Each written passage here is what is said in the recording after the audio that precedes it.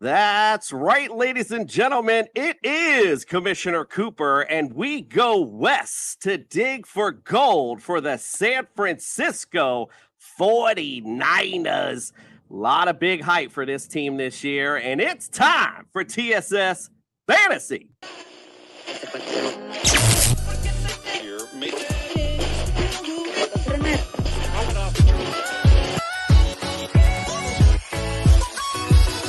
Yeah! It worked for The Rock, and it's going to work for me. And you just got slandered. That's what it is! This court is adjourned. It is Commissioner Cooper. Welcome to Sophistication Station. I'm here to save your fantasy roster. And it's time for TSS Fantasy.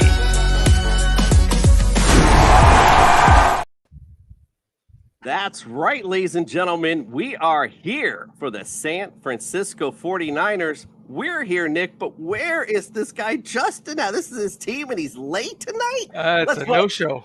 Let's get the no call, no show for your team, bro. Listen, I'm going to put the 49ers fan card in said pocket. Let's start the introductions. Welcome into the studio. Nick, you got Flandered Macaronis. Hey, thank you. Thank you. Yes, we are discussing one of the team from one of my favorite cities I've ever visited.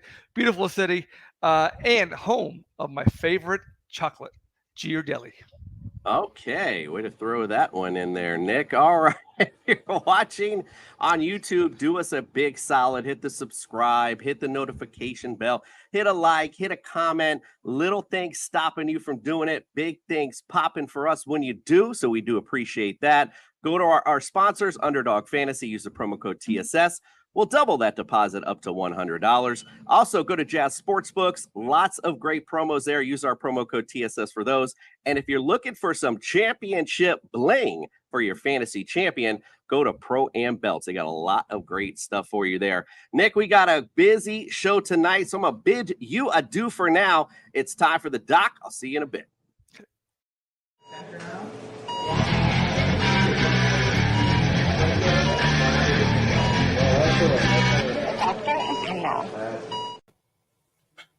The doctor is in. We are digging for gold to close the NFC West. Let's go, Doc. What's on the house call with the 49ers? Couple of quarterbacks to talk about. We'll start with Brock Purdy. So he had surgery in March to repair his torn ulnar collateral ligament in his throwing elbow. This is the popular Tommy John ligament, so a big deal. The Tommy John procedure he had was with a new internal bracing technique that we've talked about quite a bit on this show. They enhanced his damaged ligament, which runs north-south on the inside of the elbow. They repaired it and enhanced it with this collagen-coated tape to add stability. It has baseball pitchers back on the mound sooner, and it had Brock Purdy pitching by May. Again, that surgery was March, and he was throwing 2 months later. I'm optimistic he'll be ready for week one. We're going to go 15% of the bench.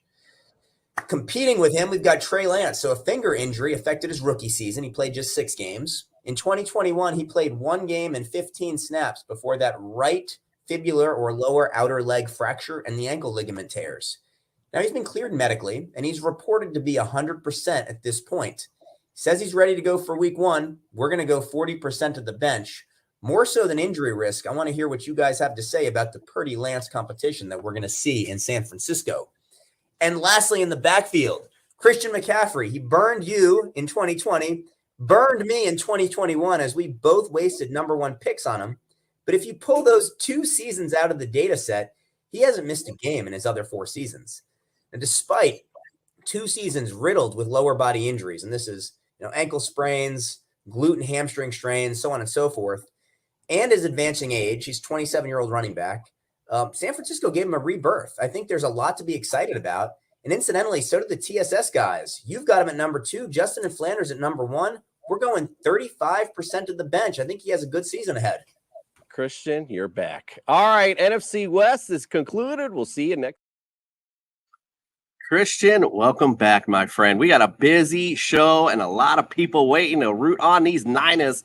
Let's bring them in. Our next stop on our summer tour, we go digging for gold in San Francisco. Get ready for a San Francisco treat with the 49ers.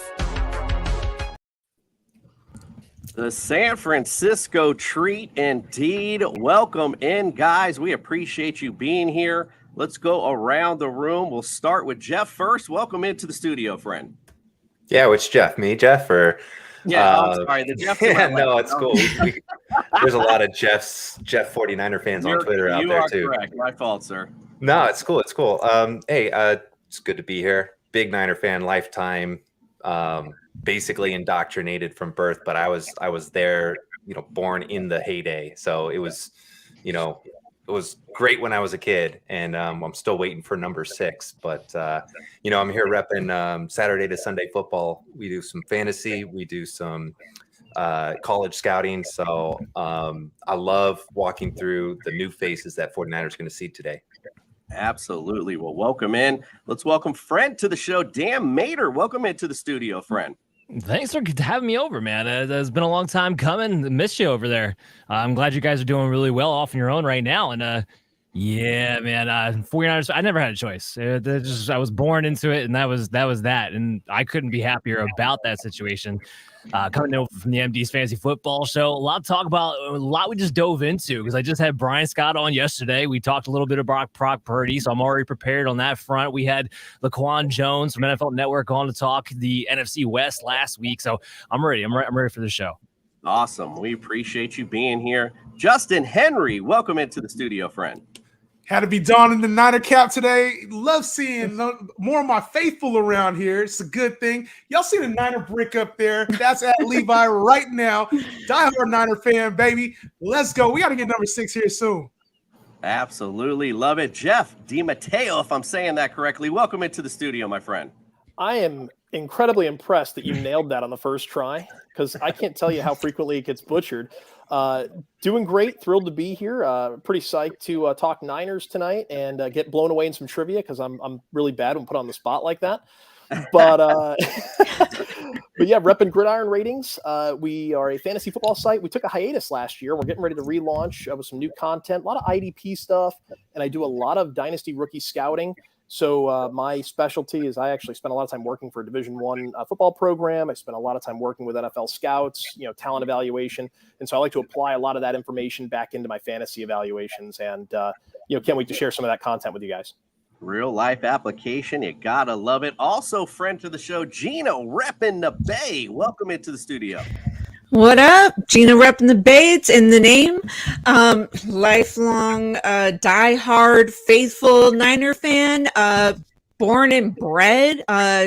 Born and raised in San Francisco. So my grandma, rest her soul, she was a diehard Niner fan.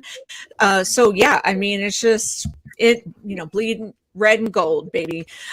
So yeah, I'm old enough to have seen all 5 Super Bowls. As a little scrawny kid, pretty much like yay high. Got stomped and trampled on at the 49ers parade, the first one, and never again, pretty much. And I was like, Mom, get me out of here. Shut up. Joe Montana's right there. So, yeah, wish I'd never said that, but hey, I'm boss enough to admit it. But let's go. Glad that everyone here, except for Kamish, is a Niner fan. What's up, Ted? I know Ted. We've been on many podcasts together. Hey, I'm still representing tonight. I got the backdrop with the red and yellow. I put my red shirt on. I'm representing for you guys tonight. I got you. All right, Ted, welcome in, my friend. We wish Ted Talks Ball. Welcome in, my friend. Thanks, Kamish. Yeah, I'm Ted Talks Ball on Twitter, or you can find me at TedH6 at TedH6 on Twitter, and it actually works on YouTube or Ted Talks Ball. I write some articles for Sports Illustrated, and just started my YouTube channel after the Rams game, Week 8. Long-time 49ers fan since 76. And, old enough to see all 5 Super Bowls as they were played, and also went to all 5 parades. So definitely not a young. I'm probably the oldest person here, and I'll deal with that. So there it is. Not only Gina, but everybody repping the Bay tonight. Let's get it started. We'll start with last season. Well, a pretty decent season it was. 13-4, first in the NFC West. You beat the Seahawks in the wild card, beat the Cowboys in the divisional round. Lost to the Eagles, however, in the NFC Championship. So that was a bit of a disappointment, the way how hot you guys were, especially down the stretch. Offensively, 6th in the league in points per game, 25.9 yards per game, 359.9, which was 5th. Passing yards, 223.1, which is 14th. Rush yards per game, 136.8, and that was 7th overall. So great offense last year. And of course, complemented with a great defense. Points per game, 1st in the league, 17.2 yards against, 299.7. That was 2nd. Passing yards per game, 217.2. That was 16th. Rush yards per game, 82.5, which made you 2nd overall in the league. Pretty nasty, to say the least. Let's go around the room. Defensive Player of the Year. Thank you very much. Exactly. Yeah, the icing on the cake. My apologies. Let's go around the room. Ted, I'm going to start with you. Give me 3 words or less. Sum up last season and expand on it for me. QB injuries. And then to expand on it, Trey Lance got injured week 2 against Seattle. Jimmy G got injured, I think it was week 13 against the Dolphins. And then obviously Brock Purdy got injured the first series against the Eagles. And, they say that the worst part of a football game is the part between when it's over and when the time expires. And unfortunately, in the Eagles game, that was about 52 minutes on the clock. Indeed. All right. Well, Gina, let's go to you. Give me 3 words or less on last season and then expand on that for me. 3 words. Who would have thought? Honestly, 3 quarterbacks, NFC Championship. We were rolling with Christian McCaffrey with handoffs. I mean, Christian McCaffrey in one game caught and ran in for 3 touchdowns. So who would have thought? I think pretty much sums up last season. Yeah, we like that. Expected to go to another one. I mean, with 3 quarterbacks, like, who would have thought? And Mr. Relevant, who would have thought? Who would have thought? Indeed, Christian McCaffrey, like you mentioned, he was the do-it-all player, almost best like trade. Old school, like best trade. Indeed, Jeff. Let's go to you, friend. Give me 3 words or less on last year. Expand on it for me. Ooh, I'm just gonna have to go with one. It's unlucky. For all the excellence that we had and all the great play calling, for the depth demonstrated, for all of the good things that were going on, to have the entire thing come undone with the already alluded to quarterback injuries, that's just unlucky, man. Sometimes you need the breaks to go your way, and unfortunately the breaks just went against us, against the Eagles there. Purdy plays 4 quarters. That's a different ball game. And, he didn't go the way we wanted to. And so it's just a little unlucky. Indeed. All right, Justin, what say you? My 3 words are almost doesn't count. And it's another year of almost getting to the championship, almost hoisting up the trophy. And it's just another year of kind of underperforming as a Niner fan over the last decade or so. So we've seen this team go to the Super Bowl. We've seen this team go to the NFC Championship in multiple ways over the last 15 years, and it just hasn't happened. So unfortunately, all the success that we had in the 80s and 90s, it's kind of, we all, the 5-0 that I know every single person in this room used to flaunt to every Cowboy fan out there. We didn't lose in the Super Bowl. It's happened now. And so I think kind of adjusting to that almost doesn't count. That was last year. Historic defense, great offensive weapons, just couldn't get it done. Hopefully this year we do. Indeed. I love it. Dan, what say you, my friend? Give me those 3 words. Expand on it for me. Shanahan push pace. I am so sick and tired of this Niners offense being limited because they do not push the pace. Less than 60 plays in true offensive plays last year. If they ever get inside the top 8 of offenses pushing the pace play-wise, all of a sudden the Ayuks, the Debos, the George Kittles, the Christian McCaffreys could all eat. That is what's holding back from this offense being its true form. I see it being its true form this year, my friend. It's about to happen, I think. Jeff, what say you? What do you say? 3 words or less. Unexpectedly successful. Look, it's the same theme. We had quarterback injuries. Unexpectedly successful. I was thinking, we had a shot last year. The fact that they made it to the NFC Championship game wasn't unexpected, but the fact that we did it with Brock Purdy is the huge surprise there, right? Like, I thought Jimmy G gave us a great baseline. I thought Trey Lance gave us an amazing ceiling, and the fact that Brock Purdy comes in and shakes this whole thing up, but takes us on this massive win streak all the way to the NFC Championship game. Almost. Everybody else was right too. Almost doesn't count.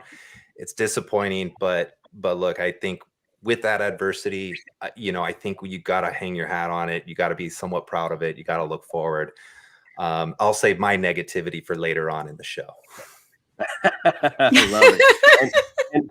And Justin, like the kid in class who's late, sliding in the back of the class, welcome into the studio. Give me 3 words or less on last season, my friend. Need more quarterbacks, because that was the only thing that was hindering us the entire time, was our lack of quarterbacks at the end. Listen, this is a team that was built to last. We always do well in the drafts. We have an offensive line that's ascending. It just needs to click at that quarterback position. And once we can get it clicking, I think it's going to be Super Bowl bust every single year. All right, I like it. All right, well, we talked about what was. Let's talk about what is. All right, so you guys lost a little bit off this team in the offseason. Obviously, Jimmy Garoppolo off, Jimmy Ward, safety's gone, Mike McGlinchey, right tackle's gone, Samson Ekubon, edge rusher, is gone, Emmanuel Mosley, cornerback, and Robbie Gold, I had to say, was like, oh, no, you guys didn't sign Robbie Gold? You signed Zane Gonzalez? Really? Javon Hargrave. Don't forget about Jake Moody now. Come on. Yeah, Jake Moody. My bad. Javon Hargrave, also on the interior line, added on. Sam Darnold also added on. Isaiah Oliver, cornerback, added. Through the draft, it was round three. Safety Jair Brown from Penn State, kicker Jake Moody, as you mentioned, from Michigan, tight end Cameron Latou from Alabama. Round 5, Darrell Luter from from South Alabama. Edge rusher Robert Beal Jr. from Georgia.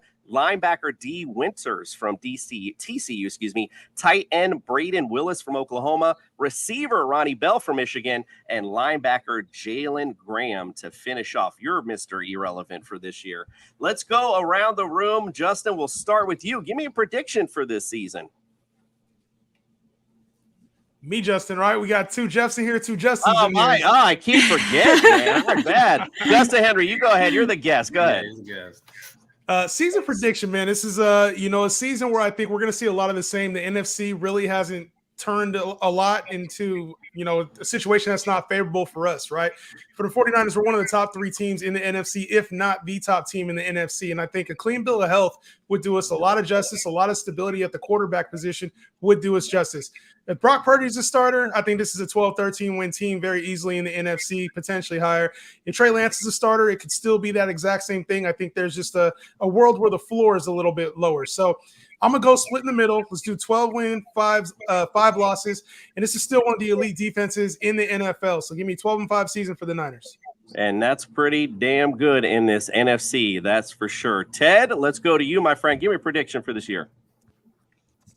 Justin stole my answer, so I call him fair. No, I was like 13-4. I think we have a really great team. I think our defense might actually be better by adding. It's actually Javon Hargrave, just so you know. It looks like Javon. We have Javon Kinlaw, but Hargrave is Javon, oddly enough. But bottom line is, 49ers we got something going against us this year. We have minus 20 rest days, and that's worst in the league. And there are 3 teams that are plus 12. The Bears and Jets are 2 of them, and I forget the third. But the bottom line is there's 3 teams that have 32 more rest days than us in essentially what is a 4-month season, regular season, 17 week or 18 weeks, so 4.5 months. So that's a huge disadvantage for the 49ers. So yeah, like I said, I was 13-4. I downgraded to 12-5, and maybe the pivotal one will be the Ravens on Christmas Day because they're +9 rest days, and towards the end of the season by Christmas Day, that's when those things tend to start showing up. I don't know if it'll be exactly that, but yeah, I'm at 12-5. I think either way, and I am a Trey Lance guy. I titled this show "Don't Sleep on Lance." I believe that it's going to be a competition. Kyle said today nothing, or well, at least the clip played today, where he was saying nothing's set in stone. And I think we'd be making a big mistake not to have a QB competition because, Purdy, he tore his UCL, as the doctor at the beginning of the show said, it was a repair plus internal brace surgery. Only one other NFL QB has ever had this surgery, folks. It's Nick Mullins, and he didn't play regular season for a full year. He went from 12-20, 2020 to 12-20, 2021. He did not play well, and he has not started a regular season game since. He's played some mop-up duty for the Vikings. So anybody saying like, "Oh, Purdy's gonna be ready week 1," I got serious questions for you, like where you're getting your data, because there just really isn't any. I like both QBs. I'm not like I like Lance. I hate Purdy. I really like Purdy a lot, but expecting to be ready for week 1, I think, is a fool's errand. So. All right, Dan, what say you? Give me a prediction for this season. I got him at 10-7, and part of it is because I do have Purdy starting week 1, but not really being able to get that full velocity going until about week 3, week 4. And we got to remember here, the 49ers got a tough schedule. I mean, you're going to play the AFC North, the top brass there, the top brass in the NFC East. I mean, really, it's going to come down to they need to beat up their division. That's what it's going to boil down to. So ultimately here, and I had to bet this on Vegas. Unfortunately, I did go the under because right now Vegas is 10.5, and I do have him at 10-7. However, that is still good enough to win the NFC West. The NFC West is not very good, and if they can stay healthy, in spite of not having as many rest days as was laid out earlier, this is still a team I think we can expect to at least see in the conference championship game. I do think it needs to be Brock Purdy for them to reach their full potential. Wondering if any of you think the Seahawks could give you a little run for your money. Absolutely. Gina, what say you? Gina? Yeah, no, I heard you. I was just, why don't I just like throw in my little podcast here? Sports Laugh and Chill Show. You can follow me and subscribe on YouTube. I go back and forth with my other co-hosts. We have a total of 3 49ers fans on there, me, Rod Callie, and the Wise Soul. And then we have a Falcons fan, we have a Rams fan, and we have an Eagles fan as our panelists. So I've been the most delusional of the 49er fans, and I've said 14-3. But I also said that last season, and we were 13-4. So, and that was with all our injured quarterbacks. Now, I was going down the list on the schedule, and I was just like, man, we could win this game. We could win that game. Because, in our division, I mean, trash-ass Cardinals, trash-ass Rams. Seahawks can definitely give us a run for, our money. I don't put anything past them, I think we can get 1 out of 2. But the Steelers, I mean, I think we could beat them at their house. I don't know. It just, I've got so much faith in our guys, man. I do. I mean, I don't know.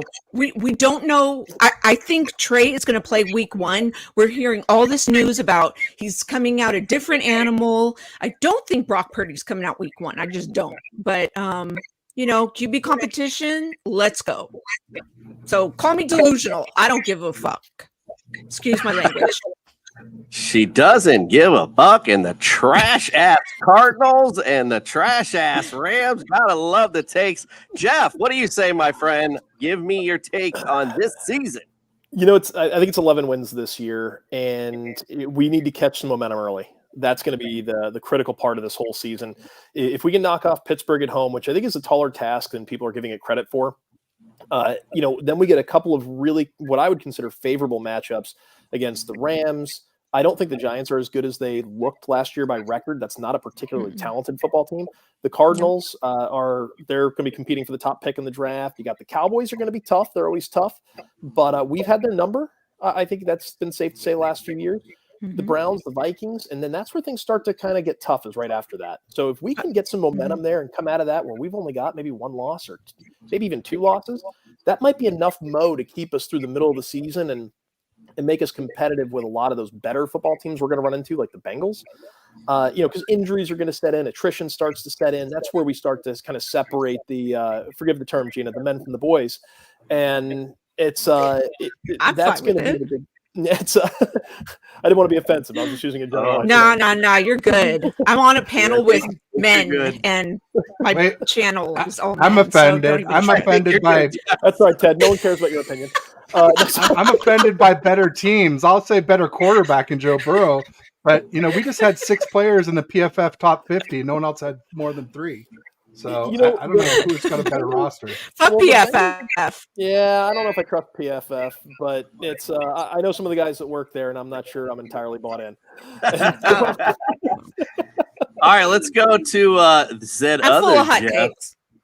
What say you, my friend? Give me your prediction on the 49ers this year. Yeah, I told you I'll save my pessimism for later in the show, and I think this is where it comes in. It's getting 13 wins is a tall task for any team. More in line with Dan. I think 10-7 is probably a realistic expectation, especially when you consider the question marks at quarterback. I said last year we had Jimmy G as an emergency backup, that we like an emergency break glass in case of emergency option, just because he had a level floor. We knew where we could get with him. Maybe not win a Super Bowl, but you could get there, right? We don't have that anymore. I love what Purdy did. I think rolling off 7 wins is amazing. He still, I just don't think he's been tested enough for us to be able to say he's never going to lose a football game in his life, right? There's still some unknown to go. Arm strength was one of the big concerns of him coming into the league, and so coming off a UCL, like that's a big question, right? He's been great with his timing though, and that offense can really cater to that. I do think he'll probably be there week 1, but yeah, I mean, I've always been a major fan of Trey Lance. I think he is our ceiling solution, but he has to be able to get there, right? And he hasn't forced the issue, right? He hasn't forced himself onto the field. He hasn't forced himself to be played and to take us there. And I think if Lance is the guy, I think we stand a better shot at winning the Super Bowl, unless Purdy somehow is just some second coming of Tom Brady. All in all, I think the Seahawks are a good team. I think the Rams are a pretty good team that we're sleeping on. And I think the NFC in general is going to be a little bit tougher than we give it credit for. Last year, it wasn't great. Teams get better. I think 10-7, I still think that's enough to win the division, but I don't think that's, maybe more of a 4 seed, 3 seed. I mean, you got to just get in there in this NFC. I think it's, it's you and the Eagles. I mean, that's what everyone's saying right now. But again, maybe those Seahawks might get in the mix. We'll see. Justin, what say you? Finish this out. Give me your prediction. Wait, Ken, I there's no doubt from me, boy. I said 14-3, bro. Oh no, she wanted to address the comment. Miss Gina here. I'm gonna go 13-4. Everybody doesn't want to give them that 13th win. I'm gonna give them every one of those W's. And you know what? I don't care who it is, Trey Lance, Brock Purdy. This defense is nasty. This run game is nasty. And this weaponry that we have, the artillery, is nasty. Nobody wants to give these guys credit. These guys have drafted just about damn near every one of these fucking ballers. Christian McCaffrey was the only one on that top 6 list that Ted was just talking about that was not an original 49er. And guess what? They're going to add more on that list. You're going to see Brandon Ayuk more this year. You're going to see Dre Greenlaw rise up ranks this year. You're going to see Hufanga rise up ranks this year. I can't wait to see Jair Brown in that back or in that safety position with Talanoa Hufanga, knowing that both those guys are gamers and both those guys are hungry, ambitious guys. Are they going to get burned sometimes? Yes, but guess what? That's what happened. Tyrann Mathieu made some of the best plays ever, but he got burned too. I want somebody who's going to go out there and play hard rather than somebody who's going to play safe. And I'll tell you what, this is a team that's got enough firepower to go out there and play hard every single goddamn snap and make those other teams break. 13 wins, lock it in. I'm sorry, Miss Gina, I couldn't give you 14, but 13, lock it in. That's fine. Who else is on that list? Javon Hargrave is going to be in that top 50 list. And he's given me any old 49ers fan from the 90s will remember Charles Haley, where the Cowboys, Charles Haley from us. This is what I'm getting Charles Haley vibes with Hargrave coming to us from the Eagles. So everyone fired up tonight. And listen, there's a reason Justin's Fantasy Jesus on our show, because if you didn't picture someone, a preacher up there with the San Francisco 49er pulpit telling you, hey, let's believe in these 49ers. I believe in them. I definitely believe it. And again, this NFC is again, not a great it's not the AFC. Let's put it that way. You guys definitely have a good chance to at least get to the conference championship. Dan, I see you want to get in there. Go ahead. Yeah, I wanted to throw this to the panel real quick because I keep hearing everybody talking about a quarterback battle between Brock Purdy and Trey Lance, and I don't see it that way. This is not a battle between Trey Lance and Brock Purdy. This is a battle between Sam Darnold and Trey Lance. Let's get real. Tom Pelissero, Ian Rappaport, Adam Schefter, all pointing towards Sam Darnold being ahead of Trey Lance, and I think that's real. He is right now. No. I don't believe anything those guys say. Those guys said Mac Jones at number 3. Those guys said we'd trade Trey Lance at the 2023 draft. Those guys don't know jack, and they weren't at the OTAs. They weren't at minicamp, and so if they heard anything, it was a leak, and we don't leak. And if we leak something that's for our own benefit, and you don't leak that Darnold has the edge, if you're trying to trade Trey Lance, you do it because you're trying to trade Sam Darnold. That's why. You're not going to trade Sam Darnold. You don't sign a 1-year contract. That's not the goal. No, it's not the goal. Yeah, it is. They just make shit up. Here's the gist of it. No, Ted's spot on here. They know if you say anything bad about Lance, we'll come clicking and engaging like crazy. It sounds like Dan. Traded by now. The other thing too is everybody trying to anybody trying to compare Lance to Purdy. Keep in mind that Trey Lance has not played with Christian frickin' McCaffrey and barely played with George Kittle. These are top 3, if you want to say conservatively, top 3 at their position. And it's not just how good. It's not just how good those guys are. It's how bad the guys behind them are. Ross frickin' Dwelly, Charlie Warner. These guys are likely to be replaced by rookies this year. Mitchell, hell of a back, always injured. JP Mason, we think a lot of him for this year, but he was a rookie last year and Kyle didn't trust him. So it's not just how good those guys were. It's what a huge drop off it was. So listen, I don't think Trey Lance is any good. So that's where I'm at. How much have you watched him? How many of his games have you watched? I've been watching Trey Lance since college. He had against you watched all his games. You watched film review. Yes, I watched a lot of North Dakota State footage. Trust me, and more than I would ever. No, I'm talking about NFL. He's played NFL games. People say he hasn't played. He has. I think it'd be safe to assume yes. I've watched the 49ers games. I've watched when Trey Lance has played. Okay, so did you watch the Seattle Seahawks game when he got injured? He doesn't throw with anticipation of the middle of the field, which is what you have to have in order to execute the Shanahan system. This is experience. The kid has 17 games in college. He's a bust, and this is why Sam Darnold will be not over a him. Bust. Anybody saying he's a bust? Dude, he doesn't have enough. Nearly every Hall of Fame quarterback struggled in their first 5 games. Sam Darnold is not taking the 49ers to the NFC Championship game. No highly drafted QB. No highly drafted QB has ever been us after less than 5 games. That's ridiculous. Look, Sam Darnold is taking us to the championship game. Look at Trevor Lawrence's first 5 games. Look at Jalen Hurts' first 5 games. Brock Purdy is limited. Brock Purdy had the best weapons. Brock Purdy had CMC. He had Kittle.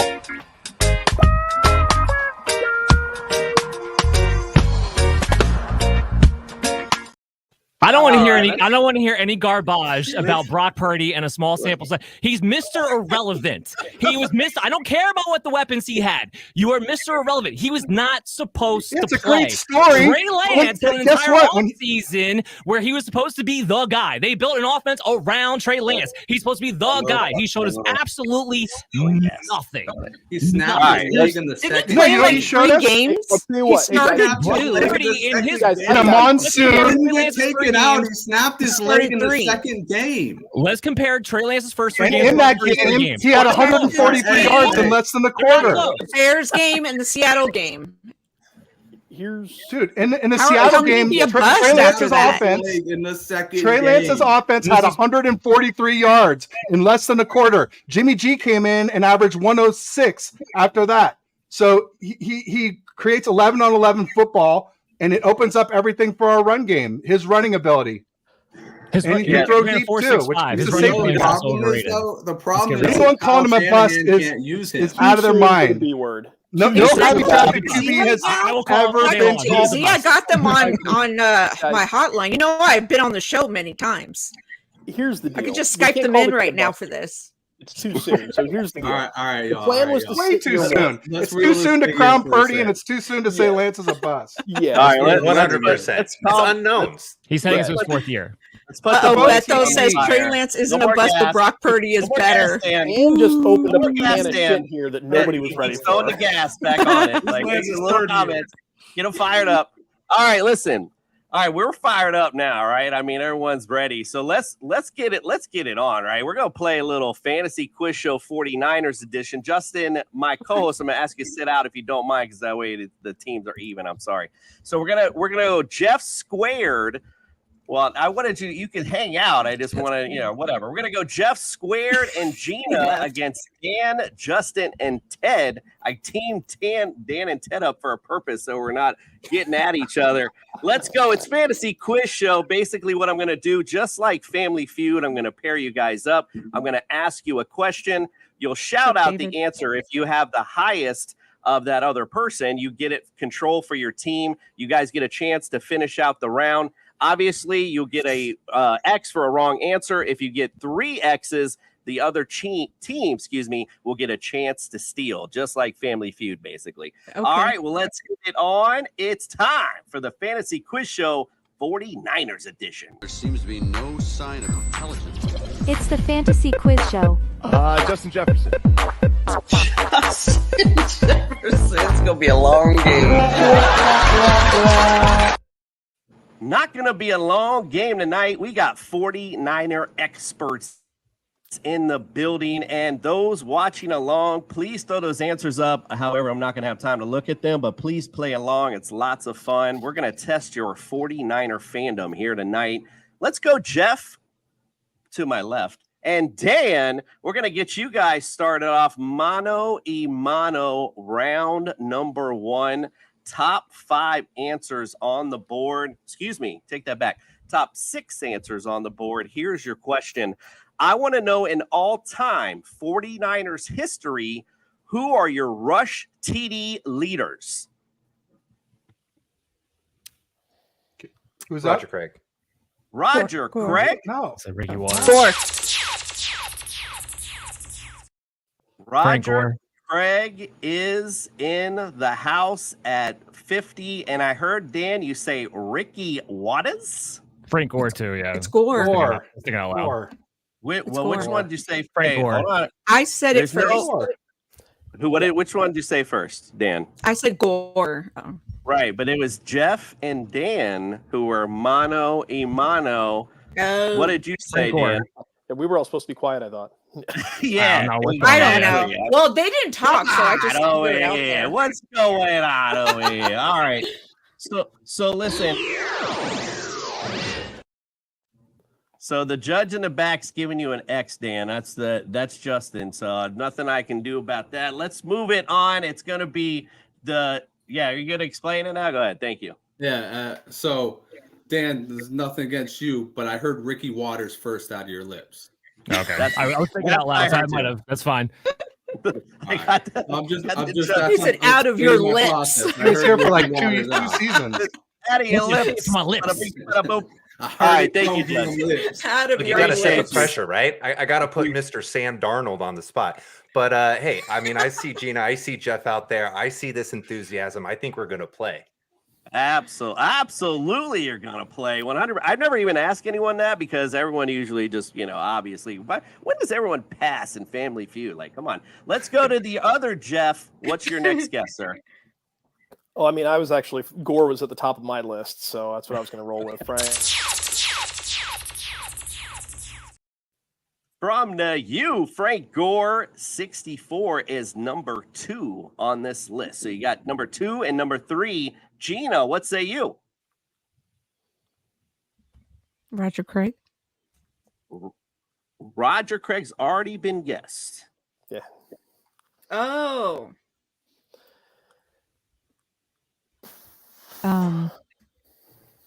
Garrison Hurst. Garrison Hurst. Let's go back to the Jeff we began with. What say you, sir? 6, huh? I didn't want to go down the Steve Young route, but how many did he have? Did he make it? If you're asking, let's do it. Steve Young. All right. He did make it. He is actually tied down at the bottom here with number 5 with 37. All right, let's go to the other Jeff. What say you, sir? Ooh, so I've actually got two of them here. And we're reaching back a little bit, and I'm torn. Can I go with 2, or can I have to go? Or can I say 1? You can just give 1, sir. Come on. Don't we get a huddle up? We get we got a huddle up right? here. Yeah, not on this one. Not on this round. Not on this round. I'll tell you what. Give me Joe Perry. Joe Perry.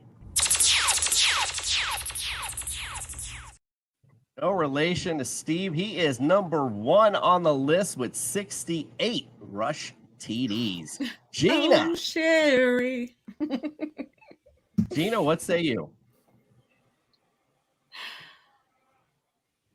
Can you repeat the question again?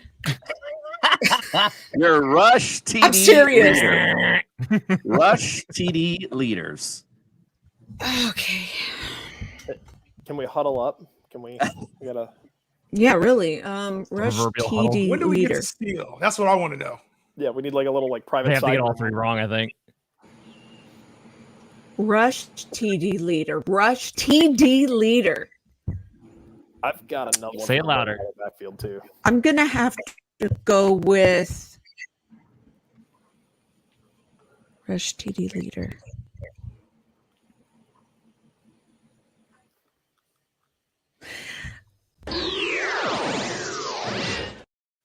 The timer went off, Gina. Sorry about that. Back to you, Jeff. You got 1 strike remaining. Can you get either number 4 or 5 on the list? Don't you mess this up, Jeff. The ball is in your hands. No pressure.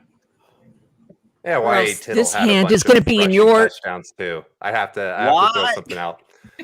Why a Tittle?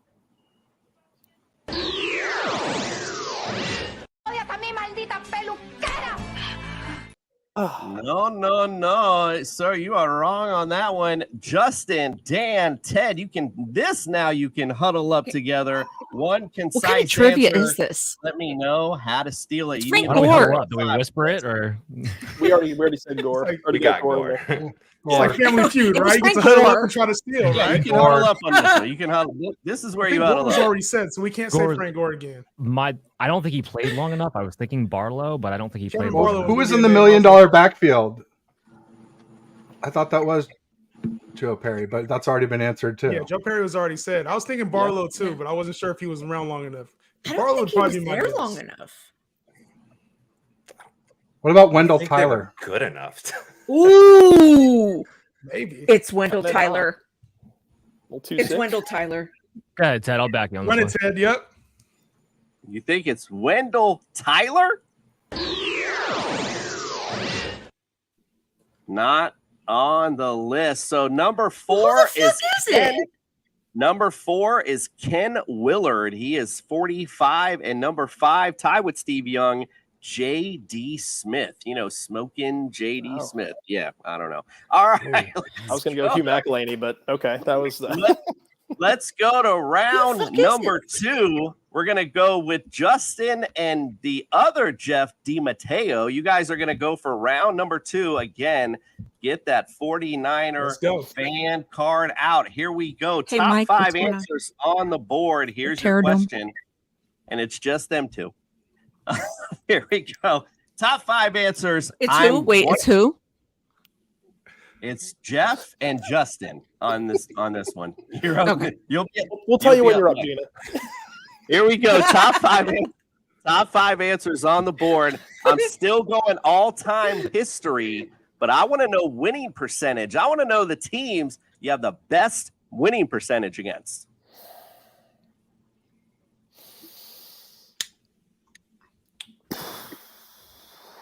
These are the worst. Percentage. Let's go with Houston Oilers. The Oilers / Titans.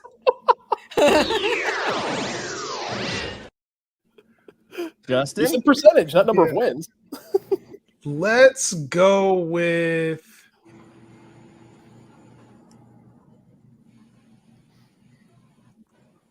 the Vikings. The Minnesota Vikings.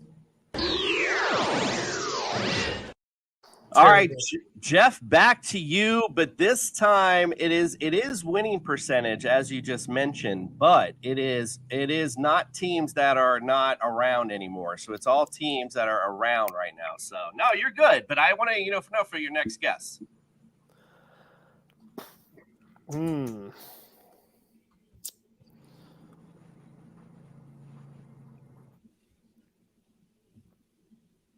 How about the Bears? The Bears? Wow. Justin, back to you. Tough. This is a tough one. Let me just go with the Packers and see what happens. See if we can get on there. Wow, we're about to get in OT rules now. So what happens now is we're going to start to get to your other teammates as well. We're going to give you one last shot at it. What we'll do, however, since we're already going a little late anyway, is that the first person that will get this correct, we'll let the other team get one last chance to steal it away if they can get something higher. Is basically how we'll run it. Jeff DiMatteo, what's your guess, sir? Atlanta Falcons. The Falcons.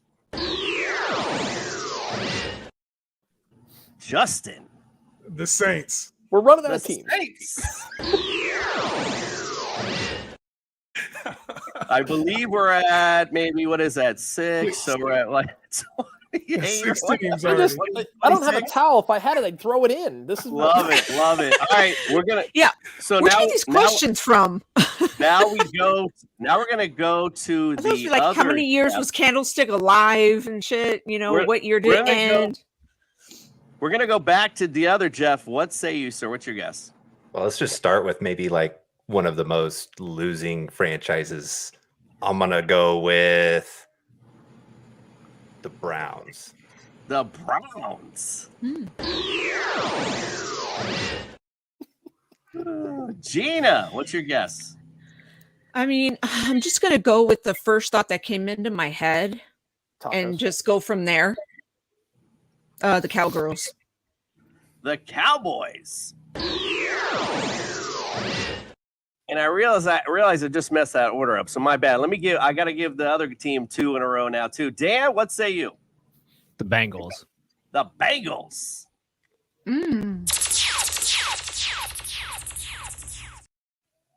On the board at number 4, also allowed Ted to throw your answer in there. What say you? You're on mute, my friend. Can you repeat the question? Yes, all time, the teams you have the best winning percentage against. The Niners, best winning percentage against. Heard New Orleans. Heard the Falcons. Shoot. Oh, I'm lost here. Go with the current division. All right, I'll go Rams. Rams. All right, so as I mentioned, the Bengals aren't on this list. Number 4 all time, 11-4, 733 winning percentage. Jeff, we'll go back to you. DiMatteo, you got one chance to steal it away. Can you get something higher? One last guess. I like that strategy of going with some of the worst teams of all time there. That was, Yeah. It's I mean, it didn't work for me, but it didn't work for you. But I'm a fan of the process. It's trust the process, right? Let's see. I'm trying to think of some other teams that have been just historically bad. I thought I was picking up with the Falcons, but apparently not. Let's see. You ain't lying. Yeah, Lion. I live in Yeah, Atlanta. Lions. Yeah, I live in Atlanta, so I'm just saying. I can't let Ted influence me here with Lions, although that did kind of pique my interest there. I was like, ooh, sounds fun. Teddy. Let's So wait, we've already said the Saints, the Falcons, the Browns, Bengals. Who's off the board? I'm trying to keep up with all the teams we've guessed. Yeah, Cowboys. I'm sorry, I did not. Hey, if you say a random team, you probably get it right. Bears, Yeah. Packers, Vikings. Right. Let's start off Vikings the are better. off. Cowboys are off. Are the Panthers off? I'll tell you what, the Jets were bad forever. Maybe we got a couple wins against them by luck. Oh.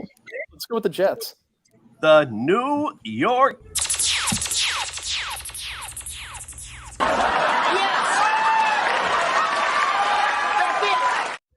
The Jets are number 2 all time on this list, 11-3. You guys are all time. Number 1 on the list, the Creamsicles. Houston Texans. Ah, You guys that are was my other one. 4-1. The Oilers. I was well, they would Oilers, Tennessee, though. Yeah, That is not the Oilers at all. it was between the Texans and the Browns for me. But Number all right, all right, 3. all right. Number 3 on the Good list, steal. the Tampa Bay Buccaneers are number 3, 19-6. You guys are all time against them. And number 5, the Buffalo Bills. You guys are 5-2-1 all time against Buffalo. When's the last time we played Buffalo? Believe it, I know. You guys never seem to play last Buffalo. year? I like that color combo actually on the field. I like We that. played them in 2020. 2020? Was it that long ago? Let's go Oh, round number 3. Jeff Square, Gina, you guys are up 2-0. So Ted and you guys got to get back in this thing. Let's get it for your team. Ted versus Gina, round number 3. Top 5 answers on the board. I'm going to stick with winning percentage, but I'm going to go opposite end. What are the teams you have the worst winning percentage against?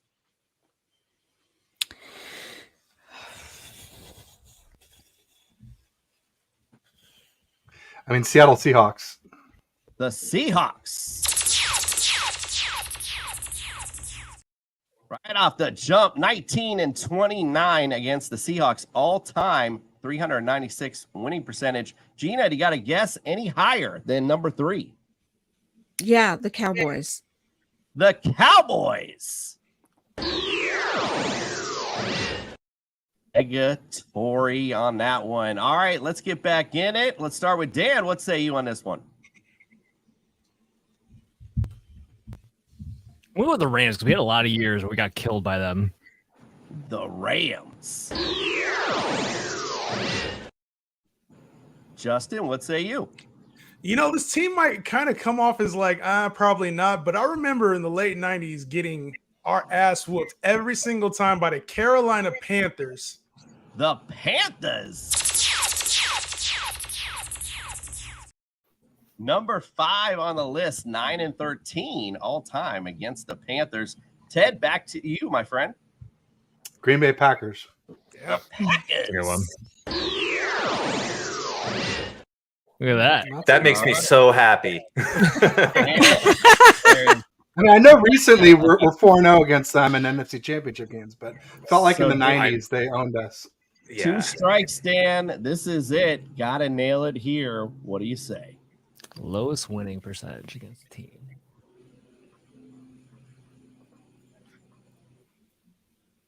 What about the Washington football team, whatever they're calling themselves these days? Or the Giants, New York Giants. Also the Patriots. The New England Patriots. Really? Stop it. Get some help.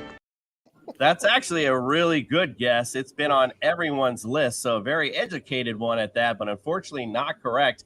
Jeff Squared and Gina, can you steal this away for the W? I don't know, guys. I mean, historically, it's very sad to talk about Pittsburgh, but they've always been good. So if you go back to the beginning of time, that's going to be a tough out every single time. On what else? You guys, any thoughts? I don't mind it. I think a team like them, a team like the Vikings, yeah, that was the other one in my head. They gave us. I trust you. Time. Yeah, I'm with you. Whatever you decide. I trust you. All right, let's hit the Steelers. Beth, I'm not listening to you in the comments.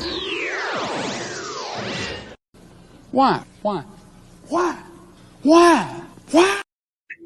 Not on the list, my friend. All right, here we go. Number 1, the Baltimore Ravens. You guys are 2-4 all time against the Ravens. Number 2, this was a surprise. Jesse Naylor called it in the audience. Cleveland Browns at number 2, 10-18. Believe it or not, that was a surprise to me. And number 4, the Colts. You guys are 18-27 all time against all teams. I can't remember the last time we played. I know. Believe it or not. All right, well, it's 2-1 now. Let's go back to Jeff. Let's go Justin and Jeff. Jeff, to my side here. Let's go back to the question. This is round 4, and it's 2-1. We're going to go all-time history again, but I'm looking for your pass thrown TD leaders. Montana. Joe Montana. 244, numero uno. You take it for the team. Jeff DiMatteo, what say you? I mean, I think we got to go with the obvious. Steve Young would be second here. Steve Young.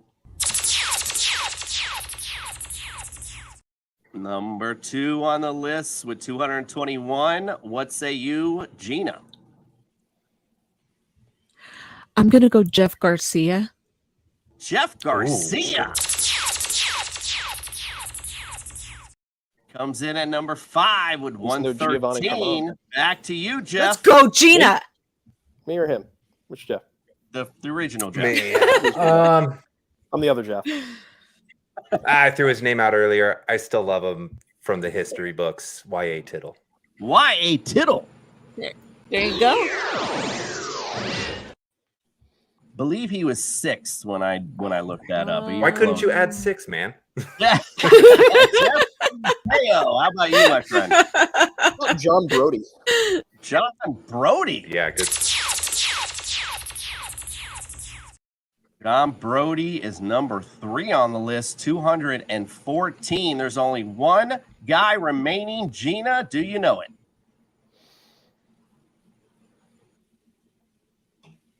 Repeat the question, please. I'm serious. Come on. I gotta make sure I get this right. Pass thrown TD leaders.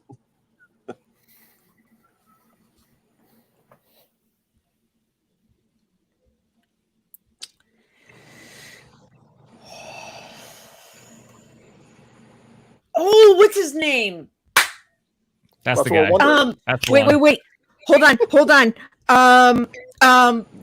Oh my God, that guy before Montana. What was his name? He was DeBerg. DeBerg. Chuck a one for Ted. Not on that one. All right, one strike remaining. Jeff, can you nail it for the win?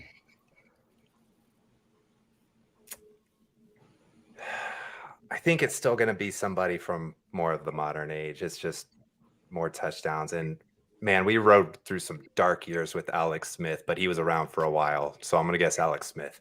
Alex Smith? Cocaine is a hell of a drug. It sure is. Not tonight, though. All right, let's go. You guys got to get a chance to steal. Justin, Dan, Ted, talk this out. You need this to stay in it, or you lose it here. What number on the list is missing? I mean, all he does is win. It's the number I mean, that would be 4. You're missing number 4. I'm That'd be thinking my Jimmy G. guess. I'm thinking Jimmy G. Yeah, too, Jimmy Ted. G. I Yeah, am me Jimmy. too. I was It was gonna Alex and say him, Jimmy. but I don't I think thought Alex so. for sure, but No, I don't think so. he hasn't I played don't know. enough Jimmy games for hasn't been. us. The only thing is Jimmy hasn't been a quarterback for that long. Since And he was injured a lot, 2018, and he too. missed a year. Yeah, Sorry, I he heard had that. like That he was had their like guess one right there, full right? They season. agreed. Pulling together ideas. This Little is huddle, hard. baby. One Have our full huddle. season. I mean, who else would it be? We're technically not supposed to be in their huddle, so. Yeah. I mean, someone in the chat said Elvis Gerback, so I guess that's Mate, possible. yeah. He only That's played like cheating. 2 years, though. Yeah, he wasn't around long enough. My I don't guess think would it be was Jimmy Colin. G. If you guys have a better I'd say Colin wasn't Jimmy G. around long enough either. Like Colin wasn't throwing that No. many TDs. No. Are we riding with Jimmy G? Yeah, let's It's do not. it. It's That's not. probably not. I I'd don't go think it is Colin either, over but Jimmy. I don't have a better guess. I'd I go don't Colin either. over Jimmy. I'm not gonna lie. You idiot. We'll give you Colin and Jimmy, and ain't either one of them. On number 4 on this list, Frankie Albert, 115 Yeah, I thrown wouldn't TDs. have- You know, I wouldn't have got that. Burning Frankie, I don't know, whatever this is. Way back. The I was leather closer with the shoes, Berg. Isn't that busted from the the park? leather shoes out for that answer. All right, well, listen, great game, guys. Jeff Squared and Gina, you guys are tonight's winners. Good job. Good. Yay!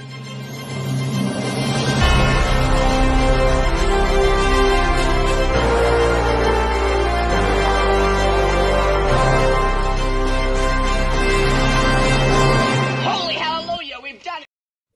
And as tradition on our show, Justin, Dan, and Ted, when we have winners, fortunately, we have our losers. Dumbass. Thank these.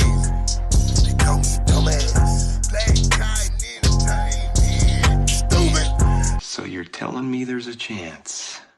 Not a chance anymore. Great game, guys. Had a lot of fun. I hope you enjoyed it. Let's go around the room first. We're going to take a quick commercial break after this, and we'll have our fantasy focus. I hope you're around for that. But if you got to dip out during the commercial, that's cool too. Jeff, to my left, we'll start with you. Let us know where we could follow, subscribe, get all your great content, my friend. Look, follow me on Twitter at the Sofa Scout. See it on the screen if you're following on YouTube. And hey, do a podcast Saturday to Sunday. We follow college players to the pros, scouting them as they play their college years, following them as their rookie, sophomore years. And we oftentimes have a fantasy tilt to it too, but it's NFL draft as well. My co-host Paul, he's phenomenal. So give us a listen. Awesome. Saturday to Sunday football podcast.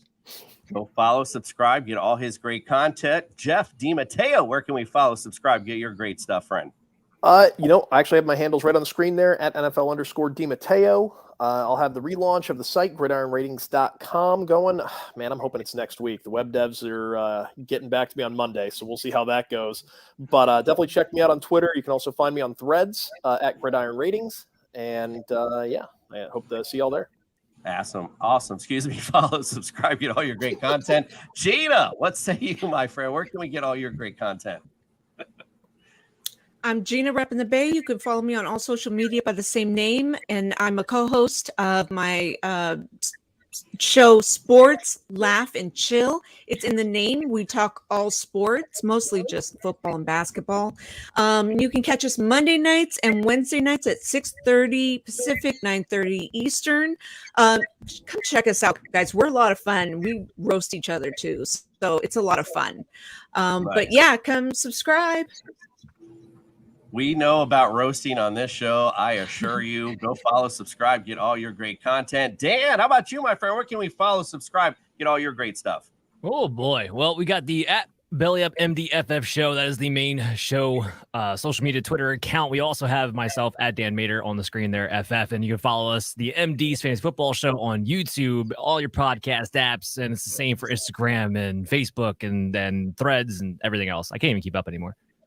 Indeed. I just did our Threads the other day, but I haven't really even looked at it. It's like, all right, well, we're there at least. I mean, whatever. All right, Justin, how about you? Where can we follow, subscribe, get your great content, sir? You can see Justin Henry with a 3 instead of an E. You can find me on Twitter, TikTok, and YouTube. It's the Justin Henry Show Monday through Friday at 3 o'clock Pacific time, answering a lot of live questions, mock drafting, getting everybody ready for this redraft season, answering dynasty questions as well. So you already know, man. I got some hot takes on TikTok. So if you're a TikTok fan, yeah, you'll find that's my specialty. Nice. Thank you, Miss Yeah, Debbie. Yeah, I'm gonna get on that. We'll definitely get you a follow. I love going through TikTok, watching all those shorts. Ted, what say you, my friend? Where can we follow, subscribe, get all your great content? Yeah, I'm at TedH6 on Twitter. It also works on YouTube, but the name of the show on YouTube is called Ted Talks Ball. Then you can do Ted_Talks_Ball on Insta or Threads. Those are my main platforms. Awesome. Well, thank you guys so much for being a part of the show tonight. I hope you stick around. If you can't stick around, totally get it. And good luck to your Niners this year. And again, thank you so much for coming in. We'll be right back after this. Thanks for having me.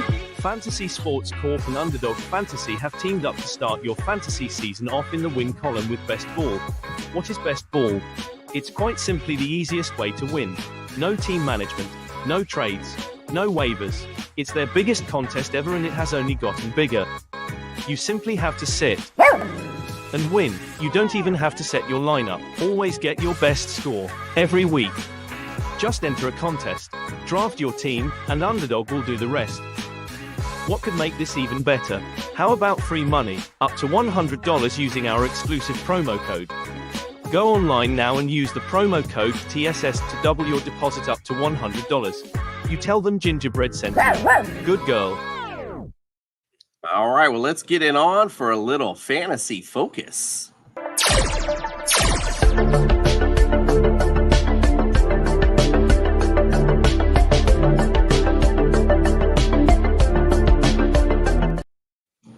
Looked like we caught Gina in the back there, in the back dressing room back there. All right, well, let's get it started. All right, we're gonna go with the QB position first, and like I said, it's cloaked in mystery. Quite frankly, if Brock, from what I understand, Brock Purdy is a go. So, but because we're in, like Dan mentioned, because he's coming out through this injury, he's gonna have to work through it at the very least. So at the end of the day, I got Brock Purdy right now at 25. I could sit here and go on and on about his skill set. I was a doubter last year. I talked a lot of crap about him. Justin could attest to that, and he definitely shut me up a few times. He's like, he definitely shut me up a few times. So, He really no shut doubt you up. about it. I can admit when I'm wrong, and I was wrong about Brock Purdy. Definitely a great, definitely a good NFL quarterback for sure.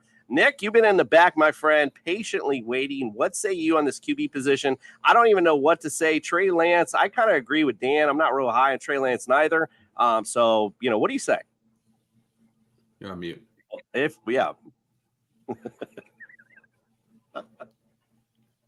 Waiting all this time for his moment. Right. Okay. So right now, the quarterback is one of two knocks on this team. Everything else on this team is top notch, top to bottom.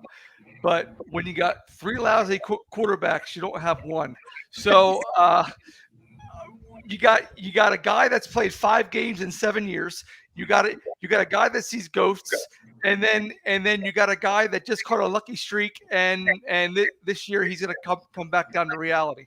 So it's gonna be with the Shanahan to get this thing rolling right. He is one hell of a coach. He's a smart guy. He'll figure it out, but they're gonna see a lot of McCaffrey if these guys cannot read defenses. That's all I'm gonna say. I think, Nick, honestly, I think Shanahan might be able to coach you through a 200-yard game, quite frankly. I mean, guy is really a great coach. Brock Purdy, I don't know what you're talking about in garbage now, but I think everyone should notice that Eagle shirt before we go too much dive deep in that. I was trolling on purpose.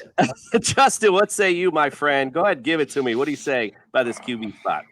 Yeah, Brock Purdy is for me, he's limited in his ability to stretch the field, but he's not limited in his IQ. Just look at what he did on the cognitive test. Trey Lance did impressive numbers too, but Brock Purdy was up there with Patrick Mahomes, and Patrick Mahomes set the bar for the test. So this is a guy who knows how to read the field. That's why he's deadly in Shanahan's offense, because Shanahan's offense is constant reads. It's all about setting up matchups. That's why Jimmy G fell flat on his face all the time in this offense, is because if it didn't work for him, he was just going to throw it there anyways, and it was going to get intercepted. Brock Purdy for fantasy, maybe not anything better than a QB2. I put him at 22 right now. The flip side is I'm kind of playing a game here where it's like if Trey Lance is the guy, I'll put him at 16 because that rushing upside is so good. And here's the biggest key. Shanahan needs to realize when it's time to rush him. And Dan, you were talking about the small sample size. How about the fact that he threw him into fucking 3 straight powers before he broke his leg? Like, this dude's not a power runner. But our coach decided, oh yeah, you're 6'4", you're a big boy. Let's just throw you right into the defensive tackle like a numbskull.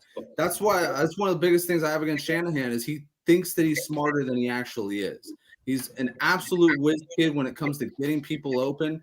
But god damn it, dude, do not throw your unproven fucking quarterback at the defensive tackle. That's how he snaps his legs.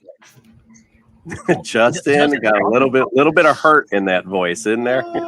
Justin, I'll just comment on that. I think part of that is because I don't think Shanahan trusts him to read the field, and that's part of my knock on him, and why he doesn't ultimately trust him to run this offense. I think that's part of that.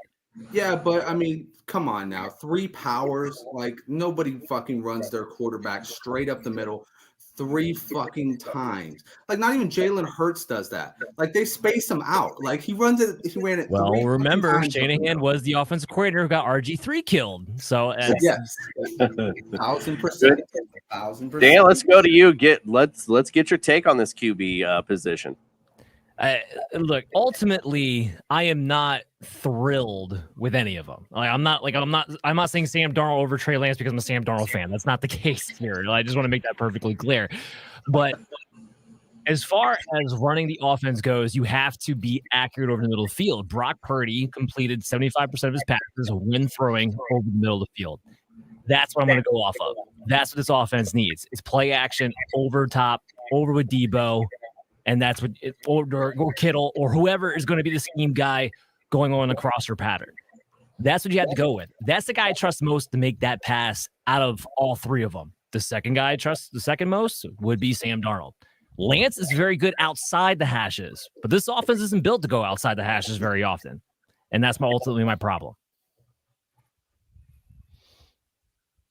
Well, let's go to Jeff DiMatteo. What say you? What do you like of this QB spot? Oh, what do I like? What's a? I was hoping. So they got me so down. I was like, oh no. So all right. So here's the thing. I'm gonna rewind it just a little bit because I'm actually kind of with Dan. I had a 2nd round grade on Trey Lance when he was coming out. I didn't view him as an elite 1st round prospect. I felt like the move should have been Mac Jones or Justin Fields. That notwithstanding, we took him on the upside that his ceiling was supposed to be something on the level of a Josh Allen. Similar body type, power running kind of guy, power arm. That's what people were looking for. Didn't have the experience. We expected him to sit a year, throw away the rookie year. The Bears game, it was a monsoon. What are you going to do? Then he breaks his leg against Seattle. We haven't seen enough. The kid could be fine, but we don't know yet. So I expect that he's going to get every opportunity to start. And all this chatter in the media is just the 49ers leaking stuff out there to light a fire under him. Get him out there, get him ready to fight. They want him to go fight Purdy. I don't think Purdy's elbow is going to be ready. He was throwing in May. I know some of these orthopedists. He was lobbing a ball softer than a tennis ball. He was not throwing footballs or baseballs. He was lobbing a very small rubber ball. He was not throwing a football. He was not throwing with velocity. The expectation of week 1 is a reach. So I would be more likely to see pup list. Maybe we see him by week 6. All righty. So throw that out off to the side, right?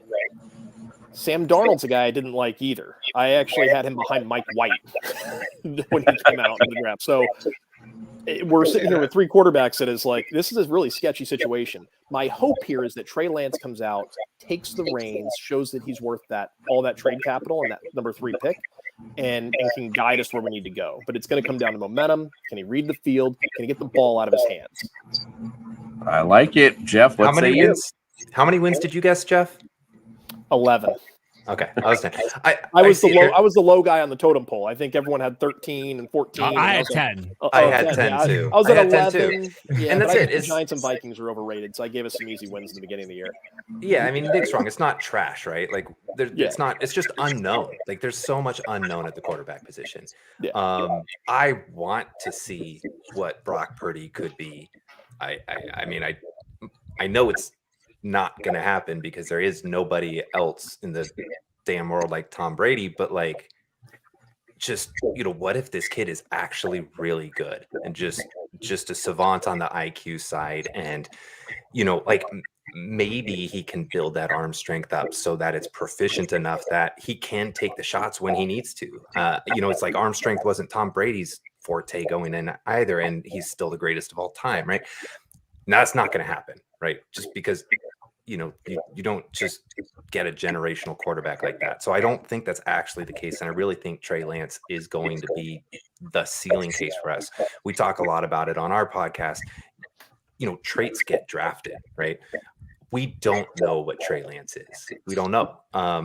But he has the elite ceiling that could take this offense into the level of a Bills or a Chiefs kind of offense. The likelihood that it gets there with Lance, I don't know. It seems like he's sort of not in favor with Kyle Shanahan right now. Shanahan's boy is Purdy. I think even if Lance kicks butt for 6 weeks, I still think it goes back to Purdy as soon as he's healthy. It's going to be interesting to see how this plays out. And I don't think it's going to be stable. And that's why I'm not the most optimistic about like another championship run this year.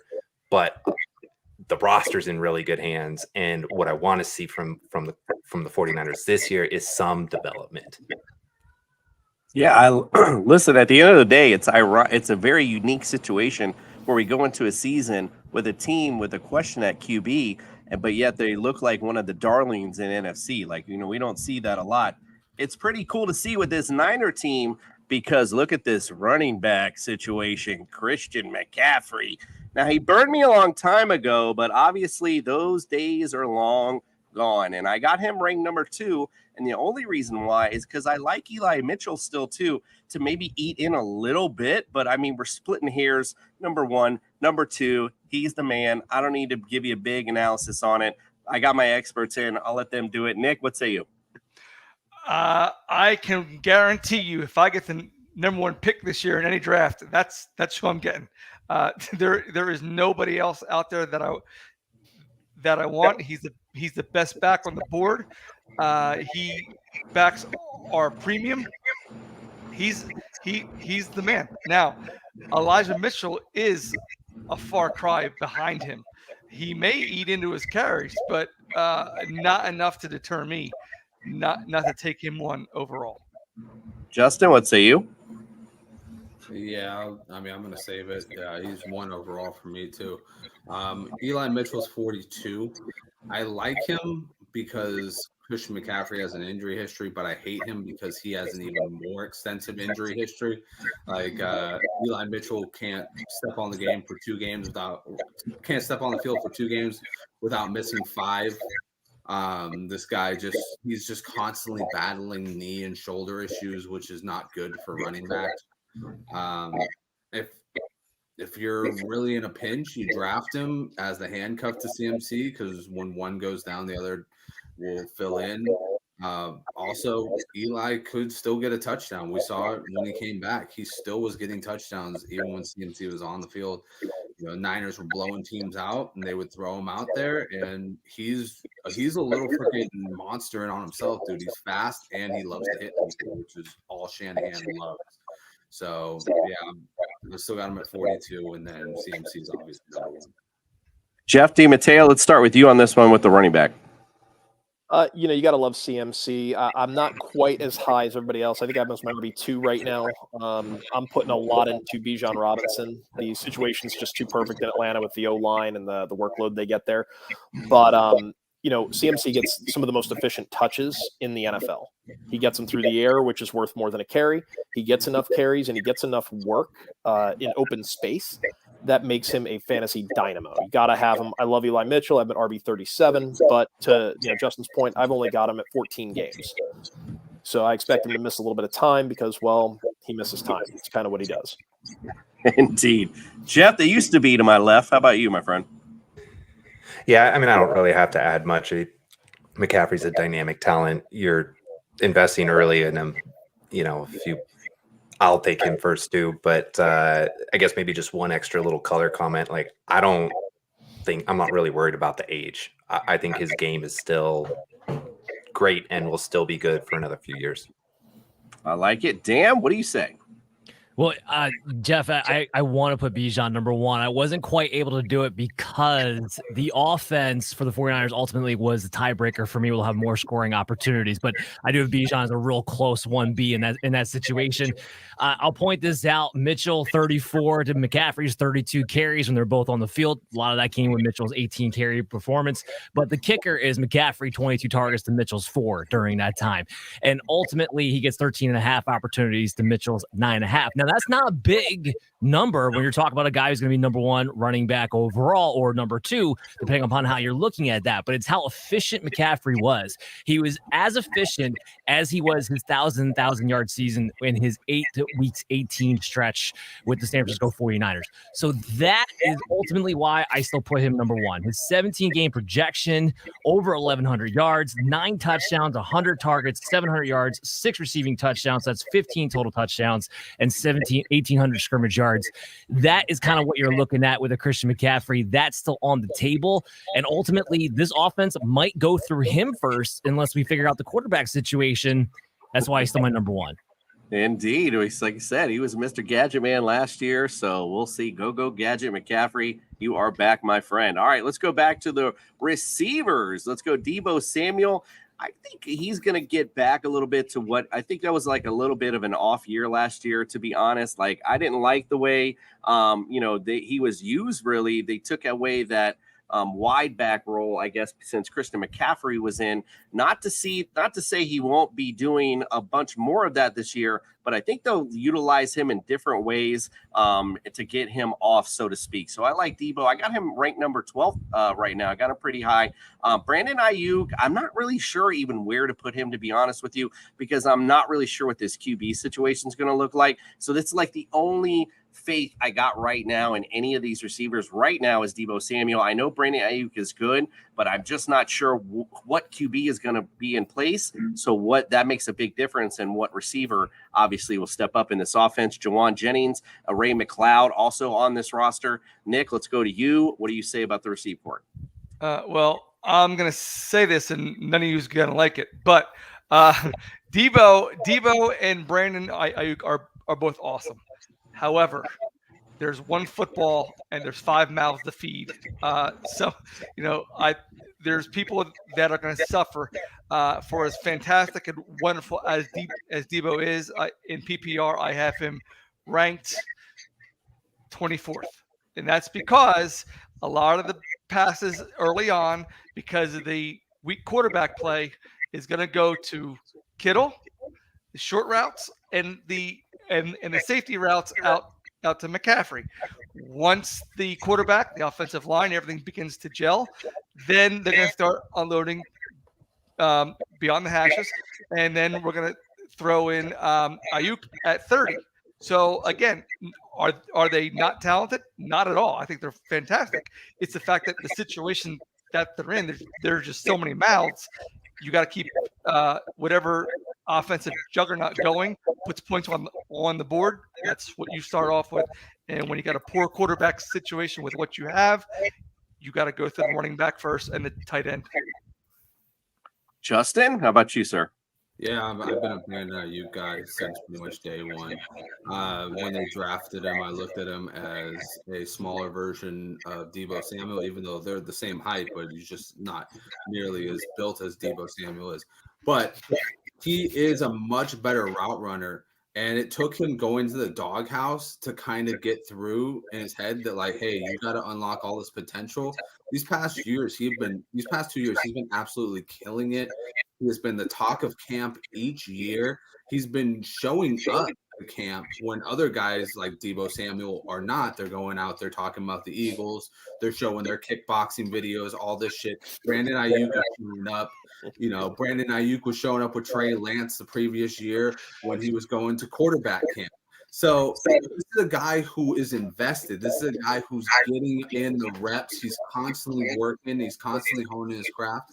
And I think this is his lead-off year. I'm going with 15. I agree with Nick. There's a lot of mouths to feed, and there's a lot of good quality players on this team that are going to get fed through the quarterback. So I think that 15th is an adequate spot for him.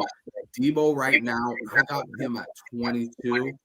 And I'm hoping it's like Coop said, I hope it's because they start getting him back involved in the rushing game. They need to kind of get their investment out of that 3-year, $75 million deal that they paid him. So they need to start throwing him the ball, hand the ball off to him. They need to start using him like the running back that he is, and just start getting him the ball in space and letting him work, because that is what happens when he gets the ball in space. It is magic. You would not imagine this guy ran a 4.5 when you watch his videos, because he is lightning fast, looking like Tyreek Hill out there, and he's smashing on Jalen Ramsey at the same time. America's team. By the way, I'm so glad you brought them up. One second. Let me just give it this one more.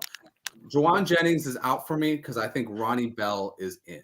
I think Ronnie Bell is the type of guy that the 49ers need at that slot receiver. He is built just like Deebo and Ayuk in the sense that he likes to run block and he likes to catch short passes and make something out of it. He is the third guy in that offense for me. I am completely out on Juwan Jennings. I think third and Juwan is going to be done after this year. All right, so I just want to say about America's team, the Miami Dolphins, in case you guys wanted to know, number 6 on the teams that you have the worst winning percentage is the Miami Dolphins. All right, Jeff, that used to be last year. Just I know I was talking a lot of smack too. Jeff, that used to be to my left. Let's go to you first on the receivers. What do you say? Yeah, I mean, I think the expectations Justin set out are pretty good. You know, what Nick said about, mouths to feed, I think that's going to come across as inconsistency, but I don't see them both finishing 24, 30, like outside your top 24 players. No, that's just today. I mean, it's freaking July. So no, I'm just saying, yeah. I'm just saying, what's going to be hard about it is you're not going to know exactly, when those blow up games come, and it's going to be hard to know when to start them. But at the end of the season, barring injury, they're going to be productive players in a productive offense with Kyle Shanahan. They're both probably top 24 players. I'm a little bit more on Deebo than I am on Ayuk. That's not to say that I'm more on Deebo as a talent. I think Justin's right. Ayuk is could be a superstar. He's got that level of talent. It's the outside the numbers stuff. Maybe if it's Trey Lance, maybe Ayuk starts blowing up, but thinking that maybe it's more Brock Purdy still. It's just the schemed looks, the over the middle, the run after the catch, all of that's going to be kind of fed to Deebo. And when Deebo even kind of had the higher target share and the the more looks when they were all on the field together. Yeah. So in general, players I love, players I want some exposure to. It's going to be hard to find consistency. Maybe your best ball teams maybe a little bit more valuable there. I like it. Dan, let's go to you. What do you think about this receiving core? So I actually have Brandon Ayuk at wide receiver 23, Deebo Samuel at wide receiver 24. Brandon Ayuk is ready to take the next step up. And as far as wide receivers go, he's actually a far superior wide receiver to Deebo Samuel when it comes to running routes and getting separation. Now, with Deebo Samuel, he has to be schemed for to get the ball. You don't have to scheme for Brandon Ayuk to get the ball. That's a big difference here with those two.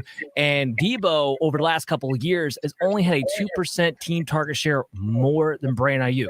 Here's another thing, and I know my camera just went off, but my audio is still working. Here's another thing right now going on with the San Francisco 49ers. They have a lot of contracts up. They got to pay Nick Bosa.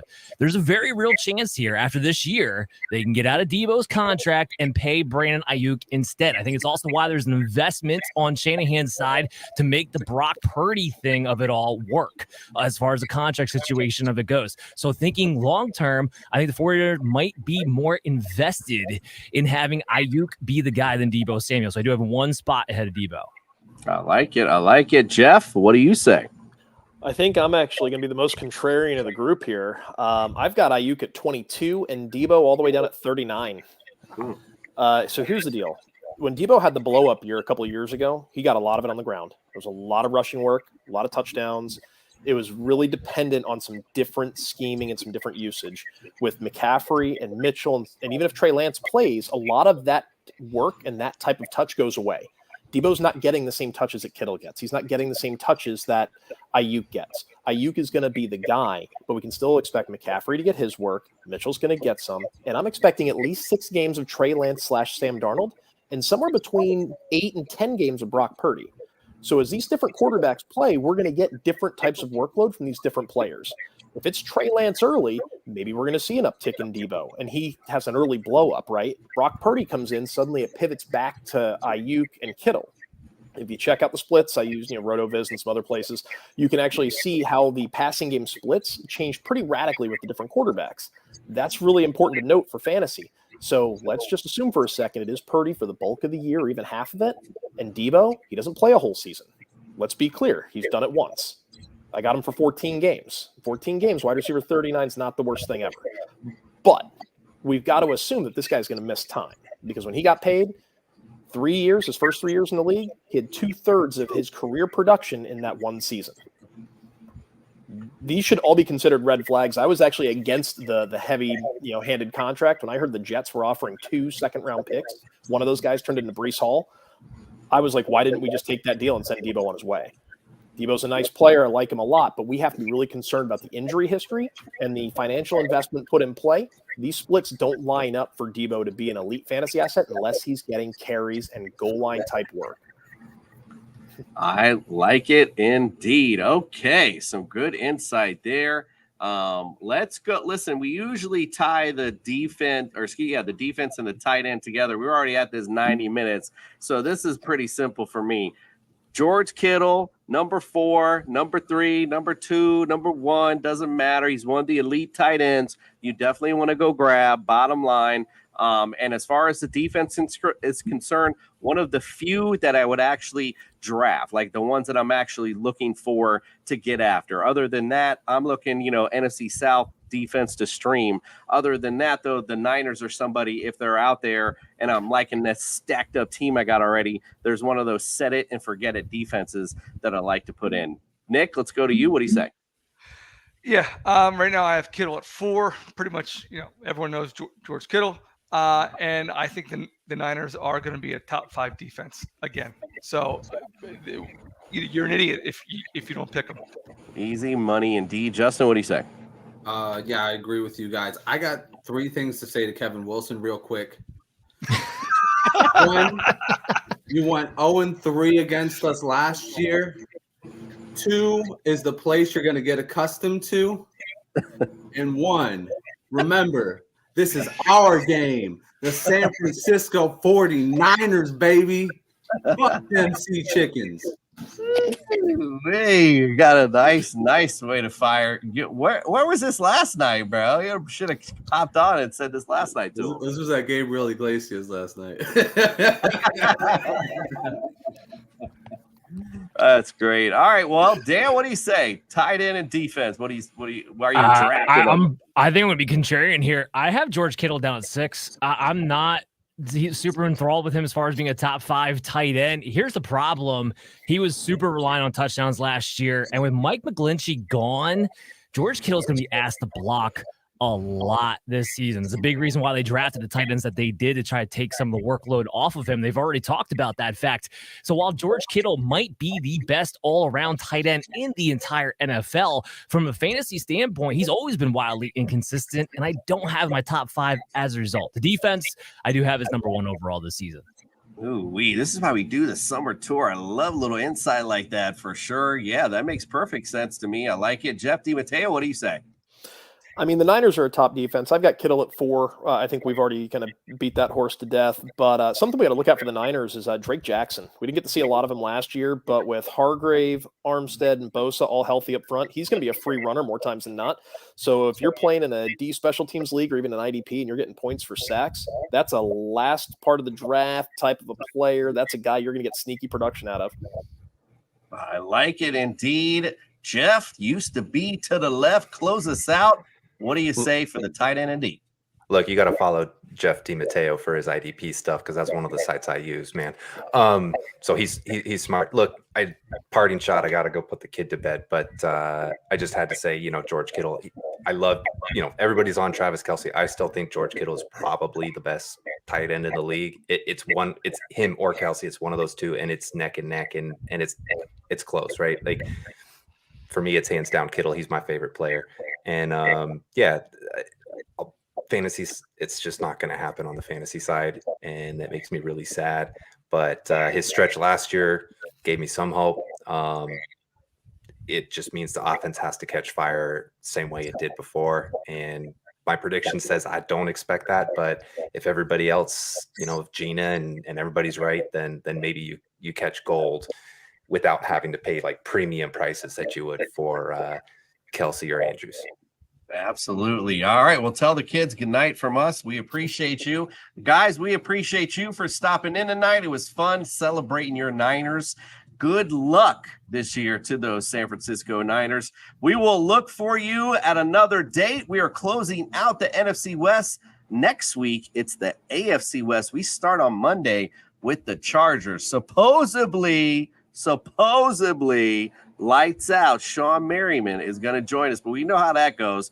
We shall see. All right, guys, we appreciate you for joining us. We are out.